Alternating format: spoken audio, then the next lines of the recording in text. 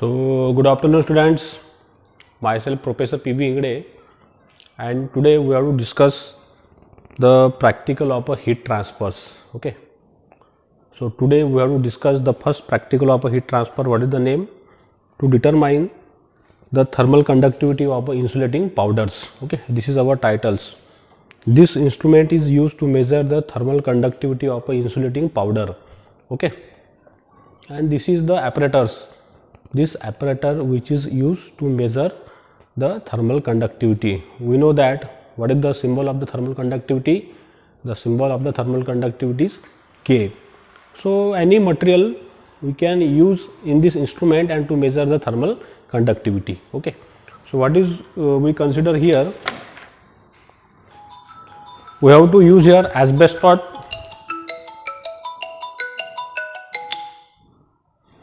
Here we have to use the asbestos material in the form of the powders. Okay, this is the one of the insulating material, and this insulating material we have to use here to measure the thermal conductivity. Okay.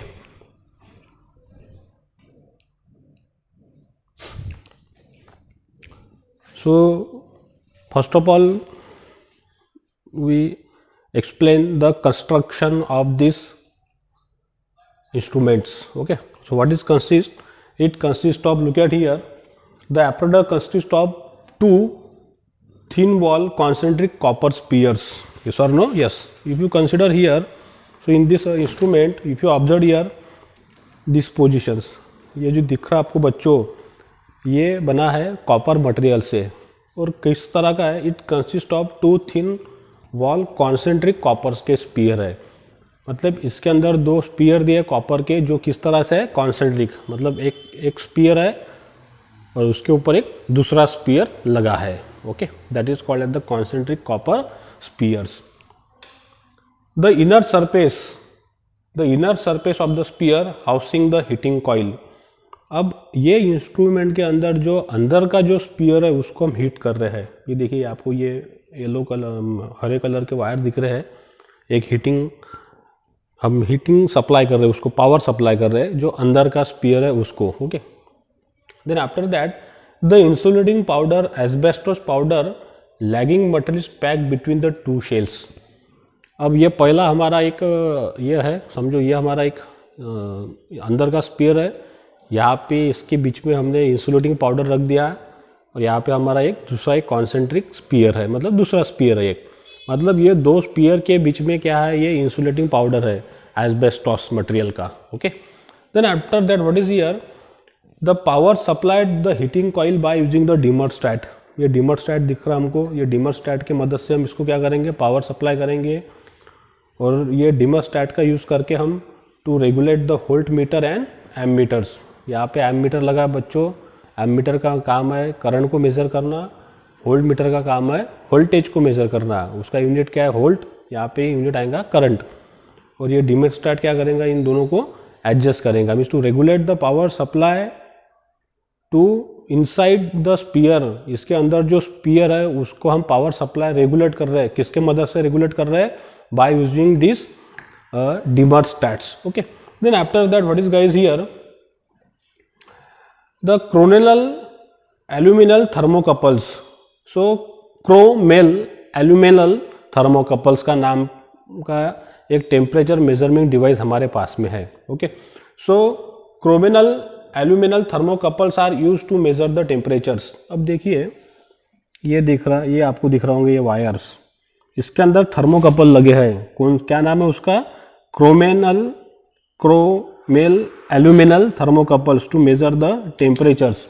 अब इसके अंदर देखिए बच्चों, ये thermocouples के reading major करेंगे हम. ये यहाँ पे ये दिख रहा है आपको नॉब, यहाँ पे रीडिंग है 1 2 3 4 5 तक. जो पहला जो टेम्परेचर है हमारा TI, वो TI टेम्परेचर हम मेजर करेंगे अंदर के स्पीयर को, जो मतलब जिसको हम पावर सप्लाई कर रहे हैं, हीटिंग सप्लाई कर रहे हैं, उसका मेजरमेंट करेंगे. कौन सा टेम्परेचर? TI. तो TI का जो थर्मोकपल है वो अटैच है अंदर के स्पीयर को. फिर जो बचे हुए है कौन सा? सेकंड, थर्ड, फोर्थ और फिफ्थ, ये कनेक्ट है आउटर ईयर स्पीयर को. ओके, और हम उसका टेम्परेचर मेजर करेंगे आउटर स्पीयर का. क्योंकि इनर स्पीयर को हीट सप्लाई होंगी, वो हीट सप्लाई किसको होंगी बच्चों, आउटर को, और इन दोनों के बीच में क्या है, पाउडर है एस्बेस्टोस का। तो कितनी हीट ट्रांसफर होंगी तो किस पे डिपेंड्स है, थर्मल कंडक्टिविटी पे।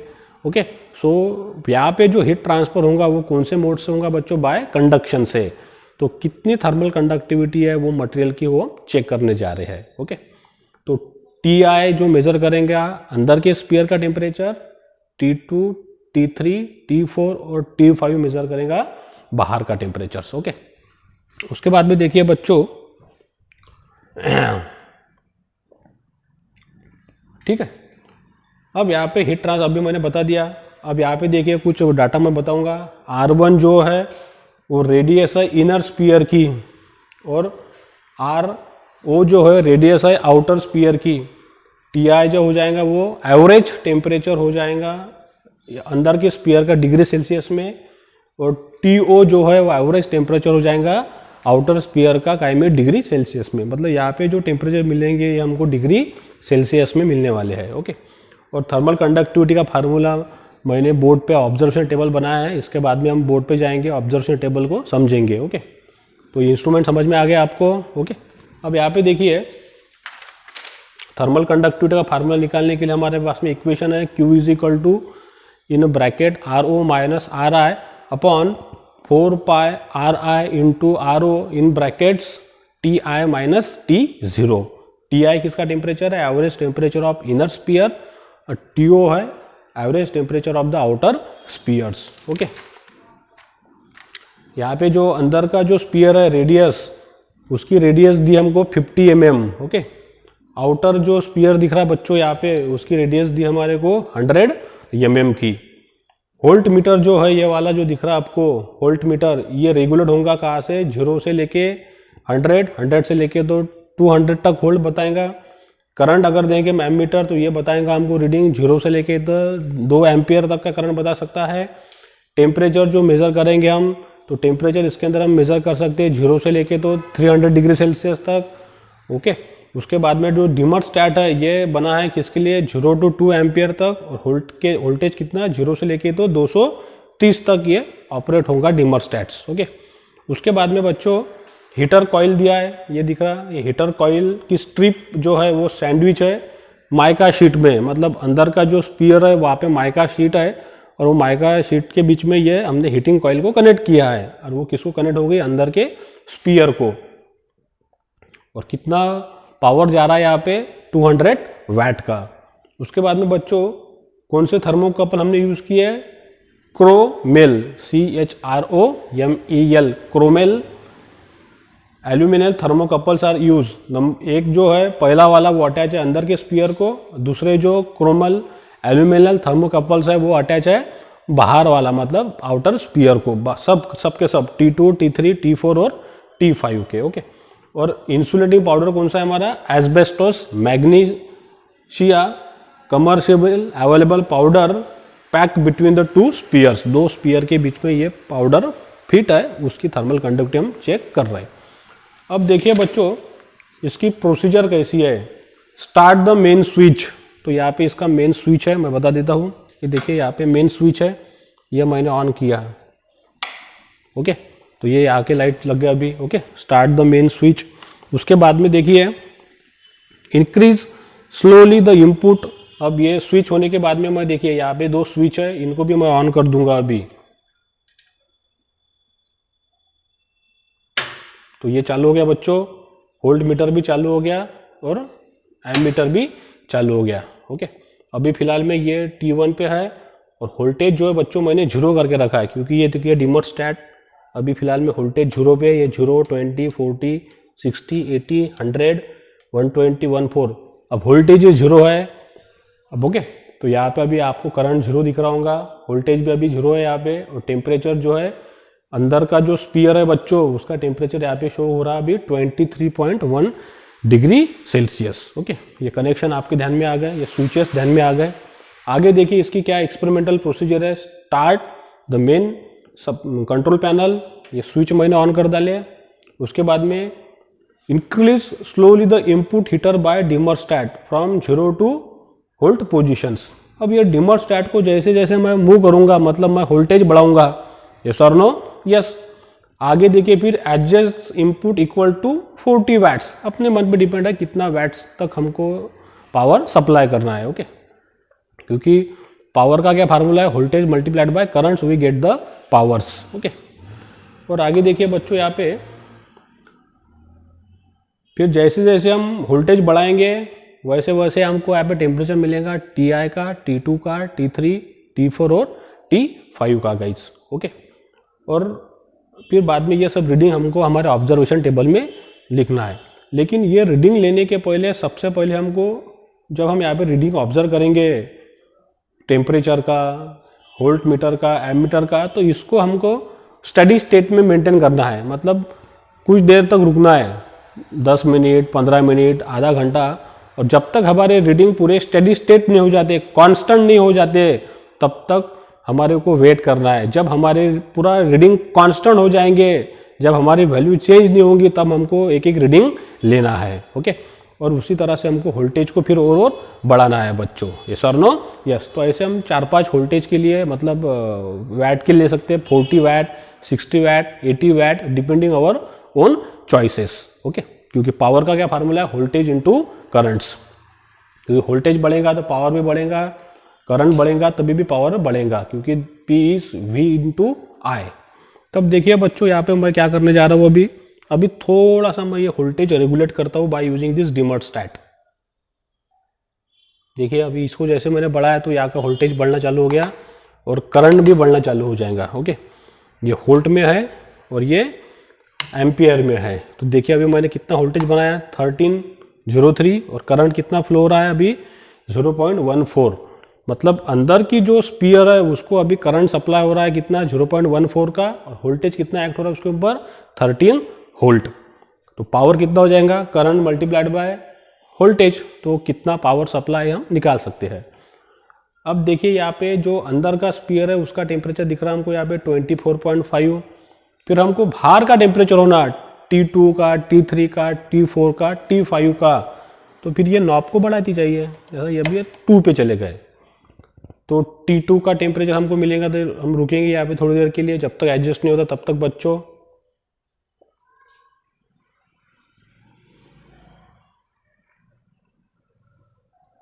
यहाँ से हमको भी T2 का मिल जाएगा, फिर मिलेगा हमको T3 का टेम्परेचर। ओके, जब तक ये स्टेडी स्टेट में नहीं हो जाता, जहाँ से रीडिंग चेंज होना बंद हो जाएंगे, वहाँ पे हम टेम्परेचर को नोट डाउन करेंगे बच्चों। ओके,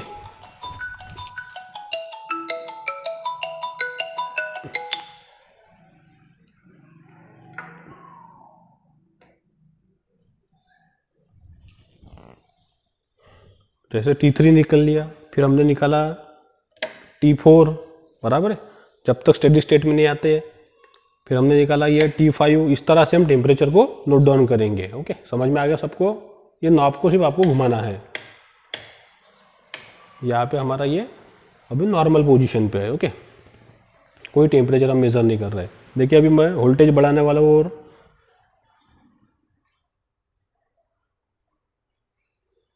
जैसे अभी मैंने 25 किया बच्चों, देखिए 25,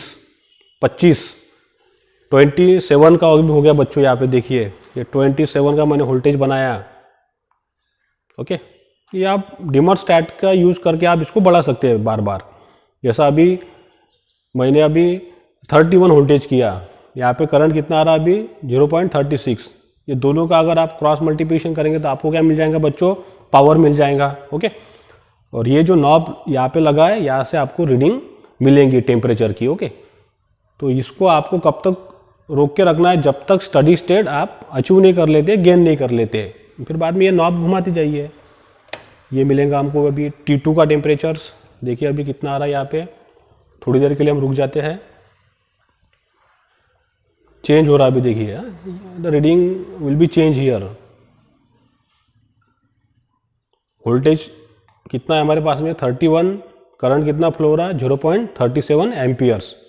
तो T2 देखो अभी हमको मिल गया 45.8। ये चेंज होते जा रहा है, जब तक ये स्टेडी स्टेट अचीव कर लेगा वही हमारा लास्ट रीडिंग होगा। ये चेंज होते रहेगा, बाद में जाके ये कांस्टेंट रीडिंग हो जाते हैं।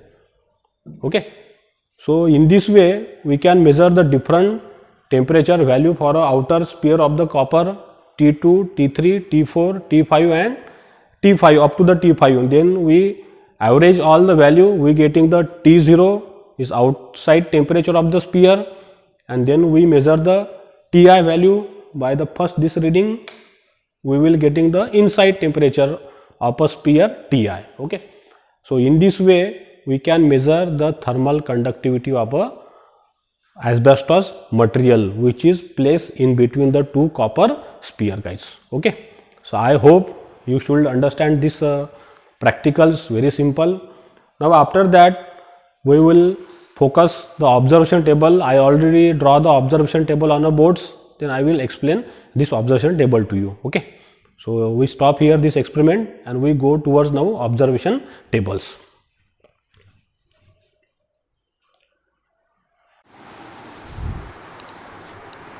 So okay students, now we have to discuss the observation tables of our first practical of heat transfer. Okay, what is we calculate there? So we calculate the thermal conductivity of this asbestos powders. Okay, so what is here from these practicals, the voltmeter readings we consider the for which voltage, for this constant voltage what is 38 volt.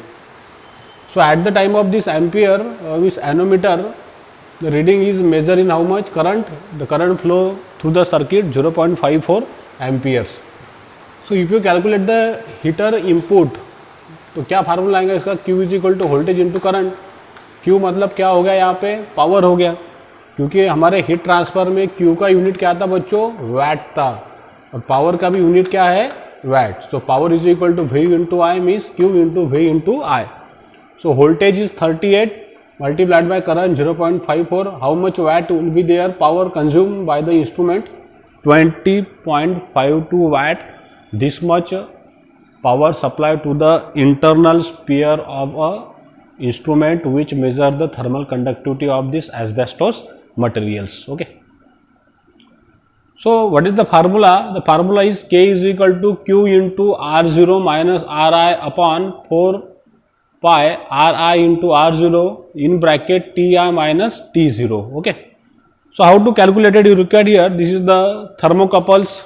Okay. Temperature of thermocouples. How much? 1, 2, 3, 4, 5. This is the mean temperatures. Okay. You write down all this observation table in your practical books. Okay. And then what is here? Serial number temperature Ti, T2, T3, T4, T5. Okay. So Ti means what is internal temperature of a sphere. जो अंदर जो spear है हमारे पास में, जैसे ये अंदर स्पीयर है और एक ऐसा एक बाहर से स्पीयर है, तो हीट सप्लाई हम किसको कर रहे हैं, ये अंदर जो स्पीयर है इसको हीट सप्लाई कर रहे हैं Ti, ये आउटसाइड सप्लाई है To, और इनके बीच में क्या है, ये दो स्पीयर के बीच में ये एस्बेस्टोस मटेरियल है, उसकी थर्मल कंडक्टिविटी हम निकालने वाले हैं. Okay. So Ti is the temperature is measure with the help of the ammeter thermocouples. How much? 72.5 degrees Celsius. Then we change this knob continuously, then measure the temperature T2. How much it is? 40.7 degrees Celsius. Measure the temperature T3. How much? 44.7 degrees Celsius. T4 is how much? 47 degrees Celsius, and T5 is 50.3 degree Celsius. So we calculate this T0. So what is the formula of the T0? Average temperature on mean temperature और outside spear. सो T2 plus T3 plus T4 plus T5, क्योंकि ये thermocouple किसको attach है, outside spear को, और inside spear को सिर्फ एक ही थर्मोकपल अटैच है, Ti बच्चों. So T0 is equal to, we put all the values and we get the reading of what is T0. How much it is 46.42 degree Celsius. तो यहाँ पे बच्चों जो इनर जो स्पीयर है उसका रेडियस कितना है, 50 mm. Convert into metres, how much it is 15 to 10 to the power -3 metre. Outside का कितना है 100 mm. So convert into metre, 100 into 10 to the power -3, it is in metres. Okay. So we can use this formula and put all the values in that equations. So what is the Q is replaced by what is 20.42 into this R0 100 minus 50. Then this 4 pi radius in meter, this outside radius in meter, in bracket Ti minus T0. So Ti is how much? It is 72.5 and T0 is how much? Average temperature or mean temperature 46.42. So after putting all the values, we get the thermal conductivity of this asbestos material. How much? It is 0.626 watt per meter Kelvin, guys. Okay, so this is the end of our first practicals. Okay, so after the first practicals, in our practical PDF, I have to send this PDF file to you in your mail or our WhatsApp group. So you write down all these practicals and these observation tables and these all the readings. Okay, and you write down the some important questions. Okay, regarding these practicals. So these all questions available in your this PDF of first practicals and all practicals. Okay, so I stop here, guys. Okay, if you like my practical videos, so please share my practical videos with your another friends. Okay, and stay at home, stay safe, and thank you very much.